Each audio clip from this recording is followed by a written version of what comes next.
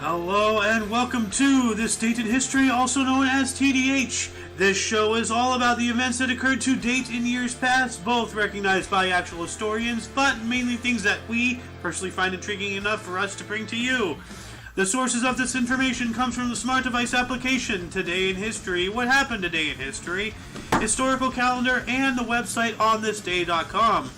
For links to those sources, music, and anything else potentially interesting, check the underbar of the description below. Anyway, I am A.O. Xander, and today is Saturn's Day, also known as Saturday, June 18th, 2022. Let's see here. Starting us off in the year 1155, Pope Adrian IV crowned Frederick I of Barbarossa Roman German Emperor. 1538, the Treaty of Nice ended a war between Emperor Charles V and King French I. King French. Interesting. 1541, Irish Parliament selected Henry VIII of England as King of Ireland. 1629, sea battle at Dugnes. Pétain beat the Dunkirkers, the commerce raiders in the service of the Spanish monarchy. Good. 1682, English Quaker William Penn founded Philadelphia in the Pennsylvania colony. That kind of looks like the Quaker Oats guy, actually. Let's see here. Who is the Quaker Oats guy? The Quaker Oats man is not a guy. Let's see here. Is it William Penn? The Quaker Oats man is not an actual person. His image is that of a man dressed in the Quaker garb, chosen because the Quaker faith projected the values of honesty, integrity, purity, and strength. Somebody else is thinking it was William Penn. But very much like, all these, what were they? The New Age, the hipsters. Very much like the hipsters, all Quakers look the same. 1815, during the Battle of Waterloo, Napoleon and France were defeated by British forces under Wellington and Prussian troops under Blucher. And so, hold on, Napoleon was defeated? Yes. I didn't know that. Yeah, he did. In the Battle of Waterloo. Oh, of course. Okay. Yeah. Yeah. This is I'm it. Thinking clear. Well, yeah. Watch it. But no, fun fact about after the Battle of Waterloo, and this is how, the world has got to the way it was. The Rothschilds' messenger got to the UK before the British ones did, and they got the news that Napoleon had lost, but they went around and said Napoleon had won, and they got pretty much all of Britain to sell everything before France came for them. But then it was realized that they had won, and then the Rothschilds sold everything back for dollars on the penny. They basically owned the country after that, and then they've gone on from, since then. Go check it out. Anyway, moving on up into 1847, American photographer Thomas Martin Esterly took the earliest known photograph of lightning using the daguerreotype process in St. Louis, Missouri. Look at that. The first possible photograph of lightning. That was amazing for how long it took to snap, and develop. Yeah. 1847. Yeah. Oh. 1864, during the Battle of Petersburg, Ulysses S. Grant ended 4 days of assaults and began a 9-month siege. Dang, that's rough. 1873, Susan B. Anthony was fined $100 or $2,200 in 2020 value, which would probably be $200 in today's value, for voting for U.S. President in Rochester, New York. She refused to pay, and no further action was taken against her. So she wasn't even thrown in jail. She was just, she was fined. I thought she was arrested, but apparently not. She was fined. Huh? She was fined. She didn't pay the fine, and now there's a coin with her on it. Yeah. It's a little ironic. Yeah. Don't you think? How did she get to vote? Who let her vote? Is what I want. I maybe she dressed like a man. I don't know. I don't know. Actually, you know what? I can look that up. How was Susan B. Anthony able to vote? Anthony argued that she had the right to vote because of the recently adopted 14th Amendment to the U.S. Constitution, part of which read, No state shall make or enforce any law which shall abridge the privileges or immunities of citizens of the United States. She should have been a lawyer. Yeah. That's an extreme technicality. That's probably why she only got fined. You know? Why didn't they reinforce the fine? That's really odd. Well, they just okay. Never mind. Well, I mean, like, you know, technically she was in the right. Yeah. So she shouldn't have even been fined to begin with. As you know quite well, technically in the right doesn't keep your ass out of jail all the time. That's true. I mean, not you know personally, obviously. Well, you know of borderline personally. So, but yeah, interesting. Let's see here. 1912, the Chicago National Republican Convention split between President Taft and Theodore Roosevelt. After Taft was nominated, Roosevelt and progressive elements of the party formed the Progressive Party, also known as the Bull Moose Party. And that's later on when Mr. Roosevelt here, during a speech, he got shot, like in the chest, an assassination attempt. And he continued on for 4 hours before he sought medical attention. Lucky he didn't bleed out. I know, but like nobody is manly enough like that today, anymore. Can you imagine somebody, like, let alone a politician, getting shot and then continuing their speech for 4 hours, and then going like, okay, I'm gonna go to the hospital now. Like, now I'm starting to not feel good, bro. There's a bullet in your chest, 1928, American aviator, or U.S. aviator, Amelia Earhart became the first woman to fly across the Atlantic Ocean, landing at Bury Point, Wales. So not just as a passenger, but now she's a pilot. Mm-hmm. So she was the first female passenger and first female pilot. And as Sohan said yesterday, she really does look angry. Like, look at that. Maybe that was on the trip she didn't make. The one she didn't make. Yeah. 1938, future Baseball Hall of Fame slugger Babe Ruth, the great Bambino, was signed as a Brooklyn Dodgers coach for the remainder of the season. Nice.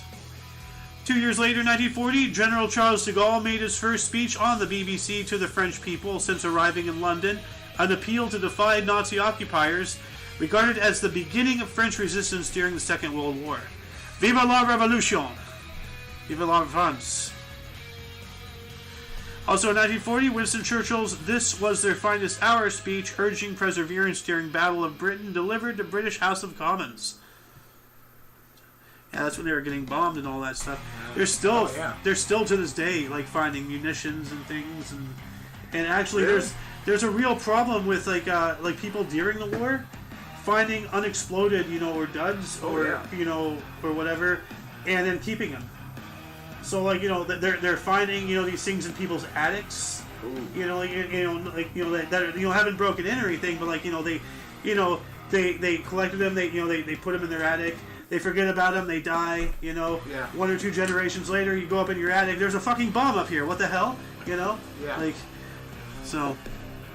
1941, in his 18th World Heavyweight title defense, Joe Louis knocks out Billy Conn in the 13th round in front of a crowd of 54,478 people at the Polo Grounds in New York City. Great Joe Louis. Yeah. 1945, William Joyce, or Lord Haw Haw, a fascist politician and Nazi propaganda broadcaster, was charged with treason in England. Yeah, that was his little moniker, Lord Haw Haw. Sure it isn't Hee Haw? Well, I'm... but no, like, he was a Nazi sympathizer, and kind of like, in the same vein, kind of like as, like, Tokyo Rose, or What's-Her-Face, who was captured and out in France or whatever. Like, things like that have, all over the world constantly, with the advent of radio, newspaper, now TV, and all that stuff. The Blaze channel, when it was a TV channel, did a great deal on Tokyo Rose.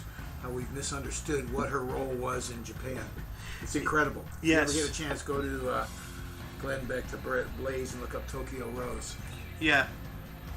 By the way, you might want to speak a little louder. Okay. I have the microphone pointed at you now, but by the way, you see how my outline here is green, and watch it go away when I go silent. And if I say anything, there it goes green. You can hear me. Yeah. So that's got a little gravelly throat this morning. Sorry. Yeah. Well, no, like you were a little low, and I didn't have the microphone pointed at you. Like I saw that there were some points you were talking, and this wasn't lit up. Oh. So I'm not sure because this is Discord, and I'm using OBS. So I think OBS picks you up, maybe not Discord, because it has a different threshold. Gotcha. So anyway. 1960, during the U.S. Open Men's Golf at Cherry Hills Country Club, Arnold Palmer staged greatest comeback in tournament history, erases a 7-stroke final round deficit to win his only U.S. Open title by 2 strokes ahead of Jack Nicklaus. Nicholson. Nicholas. It's a misprint. Jack Nicholson is an actor. Oh, Jack Nicklaus. You are 100% right. Oh my goodness. I am not with it today. The Golden Loon, ladies and gentlemen. Who? The Golden Loon. Who's that? Oh, that's me. Okay, See, moving on. Every now and then, you just gotta with malfunctioning equipment, something will connect again. 1967, closing day of the Monterey International Pop Festival, Southern California. The first major U.S. appearances of Jimi Hendrix, Janis Joplin, The Who, and Otis Redding. Janis Joplin's still one of my all-time favorite women singers. Incredible. I gotta hear her. I'm not sure if I have. Oh, man. You gotta hear her. You know what? The soul of rock and roll. As soon as YouTube loads, Janis Joplin. Any particular song you want me to listen to after the show? Well, there's a lot of them.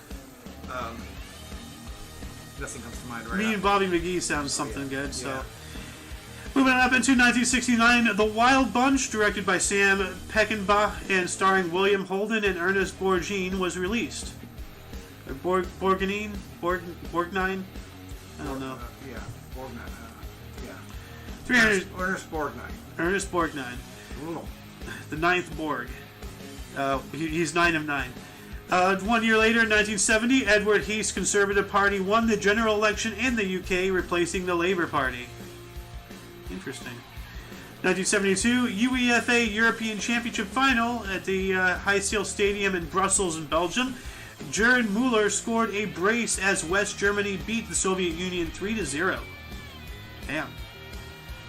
365 days later, in 1973, Soviet General Secretary Leonid Brezhnev visited the U.S. and President Nixon. I think I got this from Leonard Brezhnev. Leonid. There is no R in there. Leonard? Go ahead, move on. I'm botching it. 1976, Bowie Kuhn voids A's sales totaling $35 million of Joe, Rudy, and Rollie Fingers to the Red Sox and Vida Blue to the Yankees. Huh. 1977, Billy Martin and Reggie Jackson got into a dugout altercation.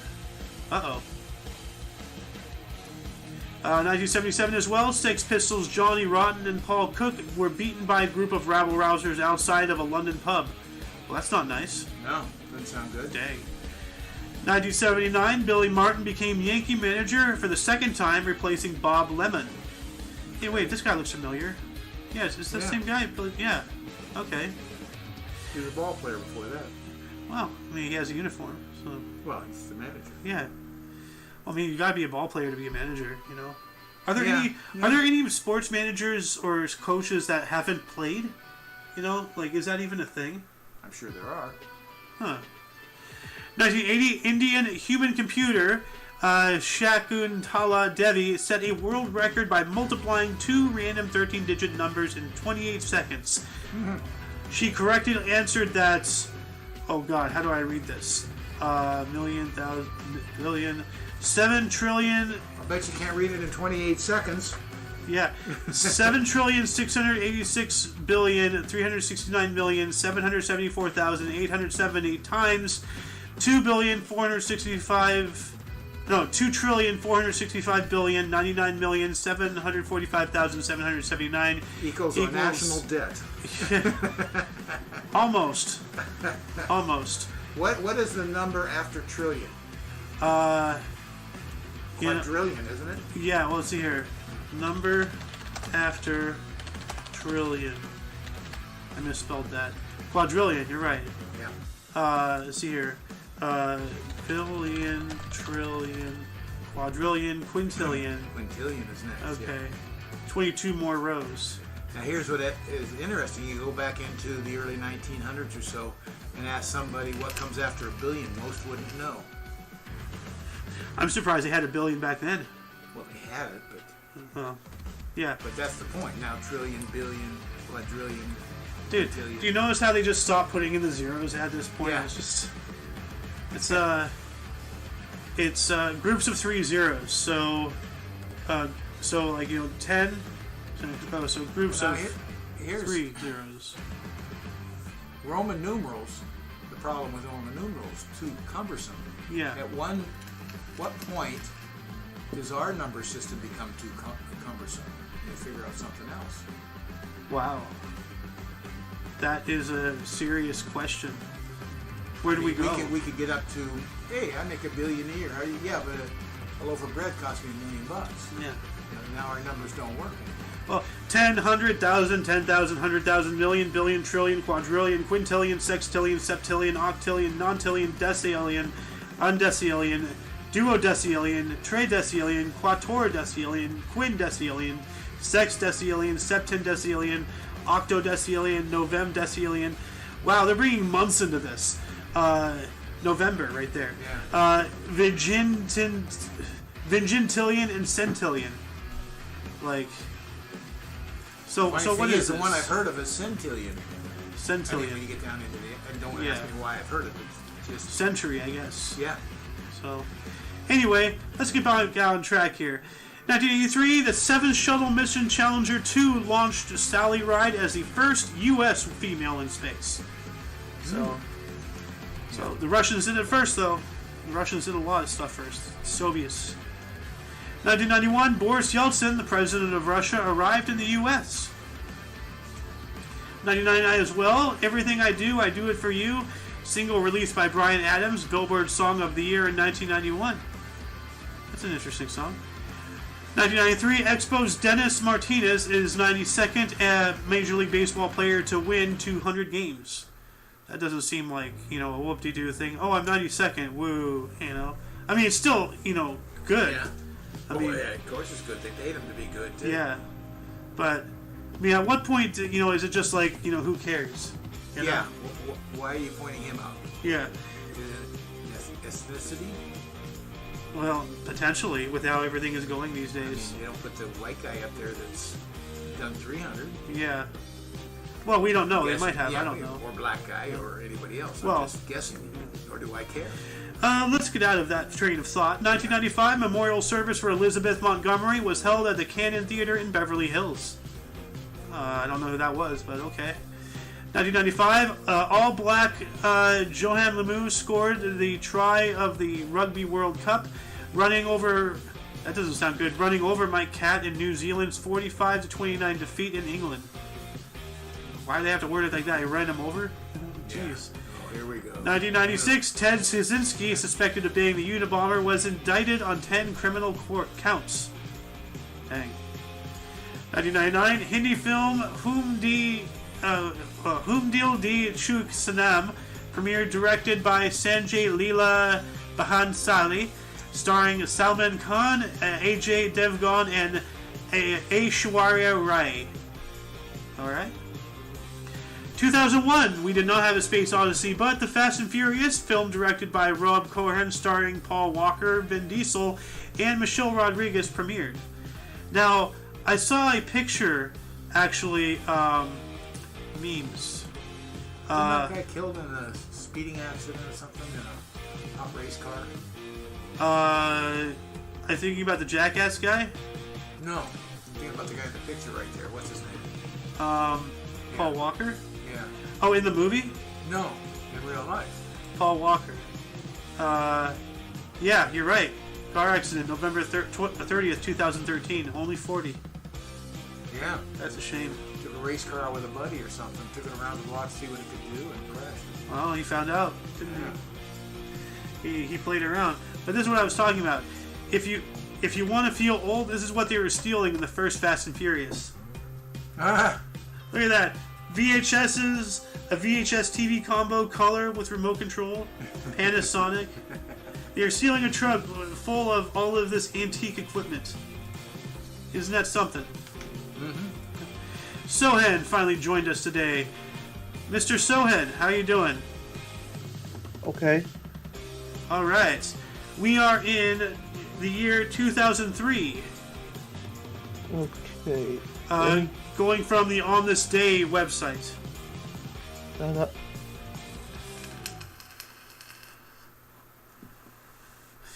While you're catching up to speed, I'm going to take the 2003 here one. Google launched AdSense. Oh, I hate it. I hate that. I hate AdSense so much. A program that enables website publishers to serve ads targeted to the specific content of their individual web pages, many of which, like On This Day, which was then HistoryOrb.com, go on to start their own publishing businesses. So, you know, you can argue, oh, it's good because it brought to you this this source, but at the same time, they target us. They harvest what we do. They data mine our everyday activities, and then they give us advertisements specifically targeted towards us as individuals. You know, it's like, where do you draw the line in privacy? Like, you know, like, you can also argue, like, you know, that it's good because, you know, now you don't have to spend so much time researching, you know, lawnmowers or TVs or pet food or whatever it is that you're doing. But, you know, you're surrendering part of yourself that you'll never get back. There's always a trade-off. Yeah. I mean, you know, what was it that Benjamin Franklin said? Those who surrender their liberties for security get neither. Yep. Yeah. Well, look at us now. Anyway, why don't you take 2005 here, sir? 2005, David Tennant's first appearance as the 10th Doctor in BBC's Doctor Who episode, The Pardon of the Ways. Ah, nice. He was a good doctor. 2010, Recovery, the 7th studio album by Eminem, was released. This was a best-selling album worldwide in 2010. Interesting. 2014, British actor Ian McKellen is awarded an honorary degree by Cambridge University, becoming a Doctor of Letters. What does that even mean? What is a Doctor of Letters? He can make you a mean sandwich. That sounds tasty. Let's see here. Doctor of Letters is a terminal degree in the humanities that, depending on the country, is a higher doctorate after the Doctor of Philosophy degree, or equivalent to a higher doctorate such as the Doctor of Science. Wow. So that guy just got handed the Doctor of Science. That guy got handed a PhD, but well, I'm pretty he's sure he earned Magneto. It. What? Well, he's Magneto. What would you expect? That is true. That is true. And he was also Gandalf or Saruman? Which one? Gandalf. Saruman was Christopher Lee. Ah, okay. Yeah, I'm pretty sure he earned it. Like, you know, he was knighted, you know, so... Yes, he was. Yeah. 2014 as well, King Juan Carlos I of Spain abdicated the Spanish throne to make way for his son, Felipe VI. Man, I didn't even know that we're still doing that shit today. Yeah. Abdicating thrones and stuff, like, you know... Well, then again, there is a Queen of England, yeah. You know, but... There are kings and queens all over the place. What is Spain anyway? Are they still a monarchy, or are they a democracy? Are they a republic? Like, what governments? Oh, hold on, Spain. I could just look on their wiki. Spain wiki. Let's see here. Nationality, government, a unitary parliamentary constitutional monarchy. So they are still a monarchy. Well, that's interesting. It's like England. Look up England. Same thing. They don't have the power to rule, but they're still the monarchy. That is true because Canada and Australia are still technically under the crown too. They still have to abide by, even though they're their own sovereign nations. They do still they do answer to a higher power, unlike us, because we straight up, you know, got out of there. So I don't know if answer to a higher power is the right terminology, though. Well, like, not talking about God or anything. I'm talking about political. I'm talking about another political party above them. Does the UK own Canada? No. And Though Canada is an independent country, Britain's Queen Elizabeth remains the nation's head of state. Oh, okay, there you go. They don't have to answer to her anymore than Parliament. The British Parliament has to answer to her. Australia. I didn't know that. The final constitutional ties between the United Kingdom and Australia ended in 1986 with the passing of the Australia Act in 1986. So I think they are their own, but Canada is not. They still have to answer to the Crown. So, yeah. Well, they don't have to answer to it, but she's still recognized as the head of state. She's a figure. That makes you a limey! You're worse than a Canadian! You're worse than a French Canadian! At least France helped this nation! Moving on. So, Ed, you want to take 2015? Yeah, 2015, Pope Francis blames human selfishness for global warming in his name, Lauderdale be praised, or the care of our common home. Fuck you, Pope. Pope Francis was after Benedict, right? Because there was John Paul II, then Benedict, and now Francis, right? Yeah, it's the current Pope. Okay. 2 years later, in 2017, French President Emmanuel Macron's party, Les Républicains en Marche, and allies won a majority in the second round French legislative elections.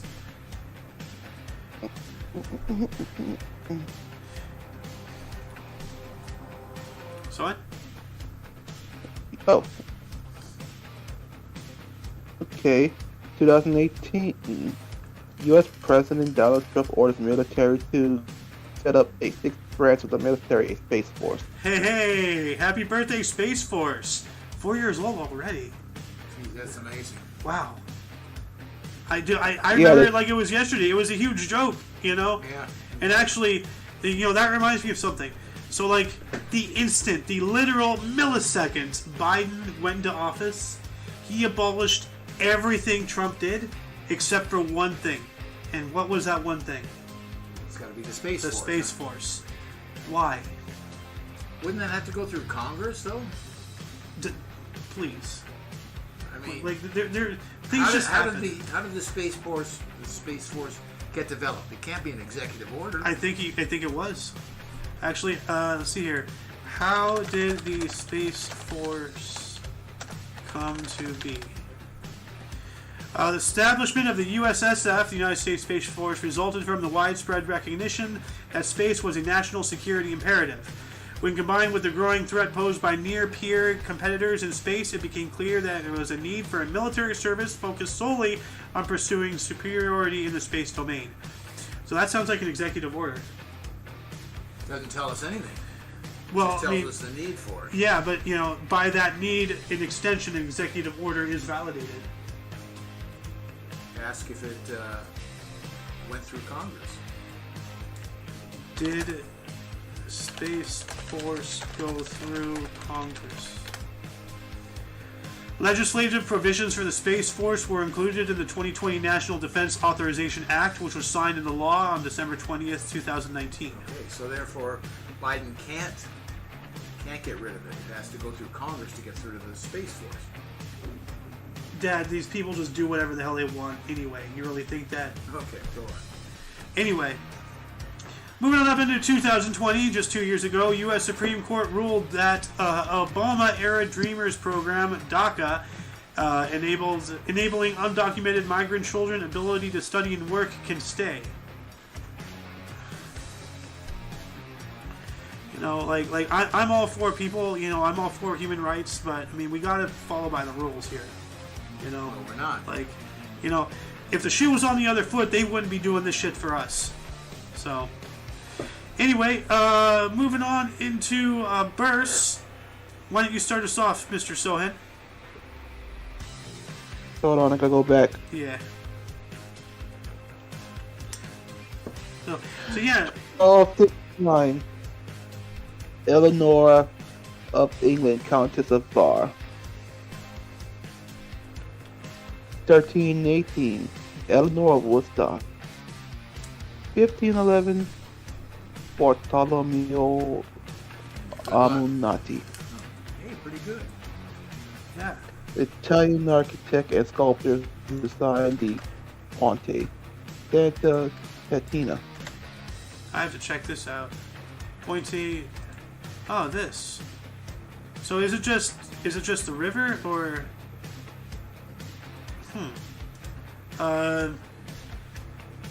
It is a Renaissance bridge in Florence, Italy. Okay, so it is just the bridge. That's what I meant to say, not the river. I was thinking like the whole riverfront or the bridge or what. Like, so they designed this bridge. I like to look up what architects do, like, you know, because architecture, you know, is one of my, like, you know, enjoyments. So anyway, 1757. Gervasio Antonio de Posadas was an Argentine lawyer and politician who was the first supreme director of the United Provinces of the Rio de la Plata, dying in 1833. Oh God. 1815, we have Ludwig Freiherr von und Zerder ten Rathsamhausen, was a German general, dying in 1881. 1816, Hélène Napoleon Bonaparte, French daughter of Napoleon, dying in 1907. 1834, Auguste Theodore Paul de Bourgail, French philosopher and academic. 1845, Charles Louis Alphonse Laurent, French physician and parasitologist. That's got to be something with parasite. Parasitologist, I believe so. Let me Like it. let me check that real quick here. Parasitologists study parasites wherever they occur and whether they are viruses, bacteria, worms, or insects. Parasites are organisms, and then the information trails off about the wiki. I'm just going to look for the wiki. Here we go. Parasitology is the study of parasites, their hosts, and the relationship between them. As a biological discipline, the scope of parasitology is not determined by the organism or environment in question, but by their way of life. This means it forms a synthesis of other disciplines and draws on techniques from fields such as cell biology, bioinformatics, biochemistry, molecular biology, immunology, genetics, evolution, and ecology. Link to this wiki will be in the underbar. You have one more, sir. 1854, E.W. Scripps, English publisher and founder of the E.W. Scripps Company. I thought he was American. He is American. Oh, you said English. Sorry. Anyway, his full name is Edward Willis Scripps, for anyone interested. I'm going to edit that in here real quick. Anyway, 1857, we have Henry Clay Folger, an American businessman and philanthropist who founded the Folger Shakespeare Library, dying in 1930. 1877, James Montgomery Flagg was born on this date. He was an American painter and illustrator, dying in 1960. What a last name, Flagg, you know? That's not a name you see waved around a lot. Oh, boo. I wonder if it's Only you. I wonder if it's Polish. 1881, Zoltán Halmé was a Hungarian swimmer. He died in 1956. Oh, why haven't I done this? 1900, Fausta Varas, Jet U.S. relief worker, editor, and fundraiser. 1907, Fritz John Filchon, Swiss U.S. metaphysicist, philosopher, and author. Yeah, that's a weird name. 1914, E.G. Marshall, U.S. actor. E.G. Marshall, his full name. Let's see here. This is going to require some digging. There we go. Wait. Eugene, no. Yeah. Although he insisted in interviews that E.G. Marshall was his actual birth name, Marshall was actually born either as Everett Eugene Gruntz or Edda Gunnar Gruntz on June 18th in 1914 in Ottawa, Minnesota? MN? Yeah. Wait, that's not Ottawa. Owatonna. Huh. And today is This the sounds 18th. cold. Yeah. All right, so I got to add that in. So this guy has a huge identity crisis. So, AKA. All right. Was that your 3? I lost track. We can do one more. Okay, go ahead. 1934, Barack Obama Sr., Kenyan economist. Father, that's got to be Obama's daddy. Yeah, Barack Obama Sr., 1934. Let's see here. Barack Obama Sr. Let's see here. Born 1934. Children, Barack Obama. Yep. That is the father of the guy who relentlessly destroyed innocent lives with drone bombings. Anyway, moving on up into 1937, Bruce Trigger was born on this date. That's a triggering name right there. I wonder if he was a gunsmith.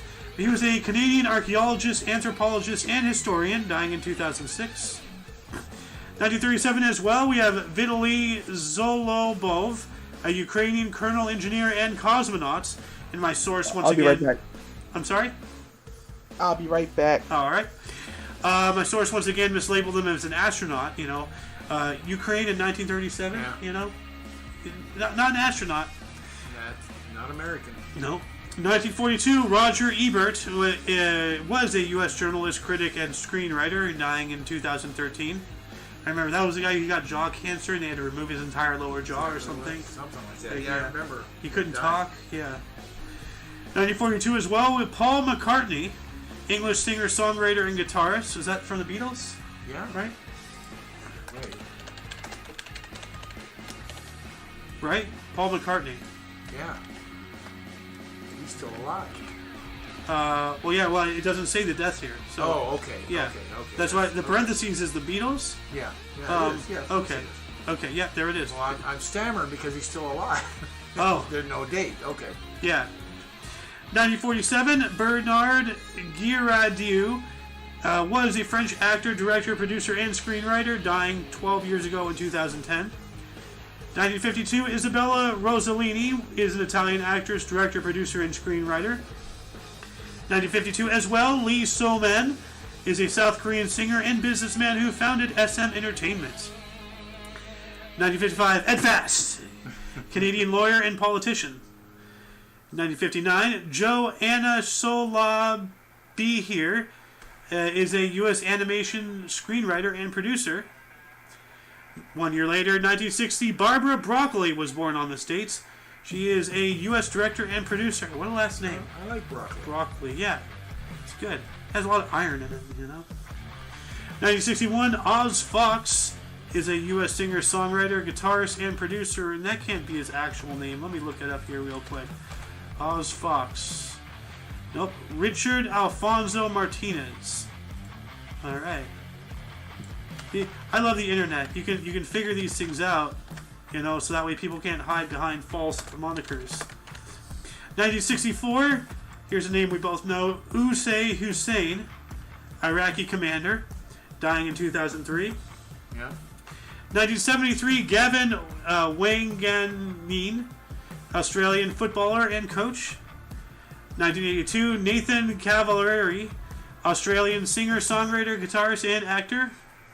1985, Alex Hirsch, U.S. animator and television producer. You back yet, Sohan? Keep going. 1989, Pierre-Emerick Aubameyang, French-born Gabonese footballer.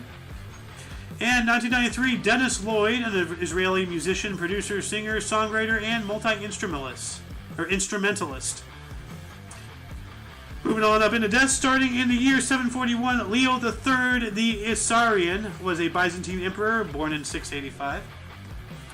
908, Zhang Hao, general of Yang Wei, birth unknown. 1164, Elizabeth of Schanau, German Benedictine visionary, born the christening though 1129. What's the born again thing? What is it the Catholics do? You got me. No, they do. You're born again Catholic or whatever. Like they put you in water. Baptize you. Baptize. I think that might be a baptism or something. Okay. Because normally it says birth, Uh-huh. but then it says BC every now and then. So I don't know what BC is. I know BC stands for before Christ or before Common Era, but this is somebody's birth date. That's written in a different way. Yeah. They were not born in 1129 BC. They are not over 2,000 years old. Right. So I don't know. Anyway, jumping on up into 1673, Jeanne Mance died on this date. They were a French-Canadian. She was a French-Canadian nurse who founded the Hotel Dieu de Montreal, born in 1606. 1860, Friedrich Wilhelm von Bismarck was a German army officer and writer, born in 1783. 1905, Carmine Crocco, Italian soldier, born in 1830. 1916, Max Immelmann was a German lieutenant and pilot, born in 1890. 1928, Roald Amundsen, Norwegian pilot and explorer, was born in 1872. He was one of the Arctic explorers, and he explored like the something passage the other day, and everything. Yeah. Actually, let me pull him up here. You might recognize this picture, because this is a pretty good explorer here. Let's see. Let me find images. This guy. I have seen that face. Yeah. You're right. Yeah. That's him.